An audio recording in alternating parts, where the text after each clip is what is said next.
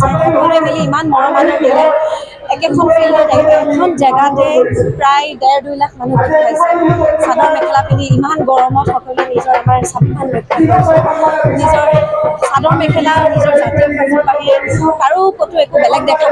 পোৱা নাই এই অভিজ্ঞতা মই কেতিয়াও দেখা নাছিলোঁ আৰু ইমান উৎসাহ আৰু যিটো শোভাযাত্ৰা সঁচাকৈ বাৰে ৰহণীয়া নিজে নিজে মানুহবিলাক আহি তেওঁলোকে গোট খাইছে ফূৰ্তি কৰিছে নাচিছে ইমান প্ৰখৰ ৰ'দতো মই নিজে ভাবিব নোৱাৰোঁ যে আমাৰ বিহু আমাৰ হেঁপাহ মৰমৰ ৰঙালী বিহুক লৈ ইমান হেঁপাহ কেনেকৈ থাকিব পাৰে সঁচাই ঐতিহ্যমণ্ডিত এখন বিহুলৈ আহিলোঁ আজি ফাট বিহু বহুত মৰম আদৰ সন্মান আৰু ইমান হেঁপাহ বুটলিছোঁ যে ক'বলৈ ভাষা নাই জীৱনত সদায় মনত থাকি যাবলগীয়া